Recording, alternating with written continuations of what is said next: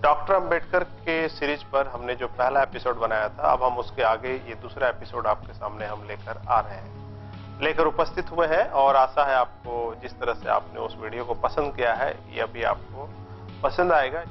पहले एपिसोड में हमने डॉक्टर अंबेडकर की उस घटना का जिक्र किया जिसमें वो काफी ब्राह्मणवादी व्यवस्था से प्रताड़ित होते हैं और उनसे उनको काफी परेशानी महसूस होती है। उस हालात में भी समाज के प्रति समर्पित दिखाई दे रहे हैं। अब हम डॉक्टर अंबेडकर की दूसरे समय की हम बात करेंगे, जब डॉक्टर अंबेडकर पुनः वापस लंदन चले जाते हैं अपने पढ़ाई को पूरा करने के लिए। डॉक्टर अंबेडकर ने अपनी वकालत का पेशा शुरू किया और फिर उससे जो कुछ पैसे बचे और फिर साहू जी महाराज के सहयोग से 1920 में डॉक्टर अंबेडकर फिर लंदन पहुंचते हैं और फिर अपनी आधी अधूरी जो पढ़ाई थी उसको फिर से पूरा करने का वहां पे तल्लीनता से लग जाते हैं। डॉक्टर अंबेडकर को ज्ञान की बहुत ज्यादा भूख रही। हर दिन वो 17 से 18 घंटे लगातार पढ़ते रहे, शोध करते रहे। उस दौरान उन्होंने ब्रिटिश भारत में शाही संपत्ति का प्रांतीय विकेंद्रीकरण ये पूरा किया, इस पर रिसर्च पूरा किया। फिर उनको 1921 में एमएससी की डिग्री मिलती है। फिर वो दूसरा निबंध रुपये की समस्या लिखकर प्रस्तुत करते हैं। इस निबंध पर लंदन विश्वविद्यालय ने अक्टूबर 1922 में उन्हें डीएससी की डिग्री प्रदान की। डॉक्टर अंबेडकर कानून की पढ़ाई साथ साथ करते थे और यथा समय परीक्षा दी और ग्रीज इन ने उन्हें बार एट लॉ की डिग्री प्रदान की। डॉक्टर अंबेडकर समय की कीमत को बहुत अच्छी तरह समझते थे। उन्होंने विषम परिस्थितियों में शिक्षा के सर्वोच्च शिखर पर पहुंचने में अपनी महारत हासिल की। हम जो इस घटना का जिक्र कर रहे हैं वो यहां से शुरू होता है। डॉक्टर अंबेडकर हमेशा अपने जीवन में नई नई किताबों को ढूंढते रहते और उनको अध्ययन करते। बाबा साहब अंबेडकर ने अपने जीवन काल में सबसे अधिक पुस्तकों का अध्ययन किया, ऐसा इतिहास हम जानते हैं। उन्हें एक पुस्तक की बहुत दिनों से खोज थी जिसमें लॉर्ड किचनर का आदेश था, जिसके अनुसार सन 1884 में भारत में अलग अलग जातियों की अलग अलग पलटने बनाने का आदेश था। बाबा साहब अंबेडकर को उस किताब की खोज थी, तलाश थी। वह उस किताब को बहुत ही अंतर्मन से पढ़ना चाहते थे, अध्ययन करना चाहते थे। वो कौन सा कानून बना था उस वक्त जिसके तहत भारत की जातियों को अंग्रेजी सेनाओं में भर्ती लेने का प्रावधान किया गया था।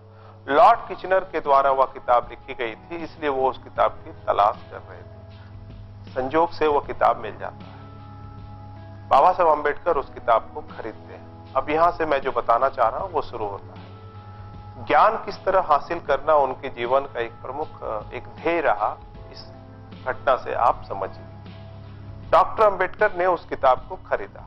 जेब में उनके पास जितने पैसे थे वो निकाल के उन्होंने उनको दिया जो उसका मूल्य था। फिर वो होटल पहुंचते हैं, भोजन करने के लिए पहुंचते हैं। डॉक्टर अंबेडकर खाने के लिए बैठते हैं, ऑर्डर होता है, वेटर उसके अनुसार खाना लेकर देते हैं और डॉक्टर अंबेडकर जैसे ही अपने जेब तलाशते हैं वेटर को बिल के लिए, खाना खाने से पहले की मैं बात बता रहा हूं, पता चलता है उनके पास पैसे नहीं होते हैं। जो पैसा उन्हें खाने का था वो पैसा उन्होंने उस किताब को खरीदने में लगा दिया। हम आज अध्ययन करते हैं, पढ़ते हैं किस लिए? अपने पेट पालने के लिए। वो पेट की भूख को कम और दिमाग की भूख को ज्यादा महत्व देते थे। हमारे लोग आज नौकरी पाने के बाद पढ़ना छोड़ देते हैं। इसका मतलब यह है कि वो इसलिए पढ़ते हैं ताकि उनका पेट भरा जा सके। वो पेट भरने की और अपनी सुख सुविधा हासिल करने के लिए वो पढ़ाई करते थे। लेकिन डॉक्टर अंबेडकर अलग थे, इसलिए वो महान थे। हम उन तक नहीं पहुंच सकते लेकिन उनके मार्गों पर हम चलने का प्रयास जरूर कर सकते हैं। डॉक्टर अंबेडकर खाना नहीं खाते, वेटर को सॉरी बोलते हैं, खाना वापस करने की वो क्षमा मांगते हैं और फिर वो वहां से चले जाते हैं। किताब लेकर वो घर पहुंचते हैं। आपको जानकर ये बहुत आश्चर्य लगेगा, डॉक्टर अंबेडकर उसके बाद 2 दिनों तक बिना खाना खाए पानी पीकर रहे, क्योंकि उनके पास पैसे समाप्त हो गए थे और जो रमाबाई पैसा भेजती थी वह आने में विलंब हो गया। डॉक्टर अंबेडकर ने पेट से ज्यादा ज्ञान को महत्व दिया। आज के भारतीय समाज में पंडित को हराना है तो महापंडित बनना पड़ेगा। आप इस बात को समझिए। वो किस हालात में सामाजिक आंदोलन बाबा साहब अम्बेडकर ने चलाया और हमको आज यहाँ तक पहुंचाया। हम क्या नैतिक जिम्मेदारी निभा रहे हैं, क्या हम ज्ञान हासिल कर रहे हैं कि समाज को मुक्ति दिलाया जाए, क्या हम विचारधारा के महत्व को समझ रहे हैं जिससे समाज का कल्याण हो सकता है। बाबा साहब ने जिस संविधान में समता का स्थापना किया आर्टिकल 14 के तहत, उस समता को बाबा साहब ने बुद्ध के किताबों से पाया और उनको ढूंढा।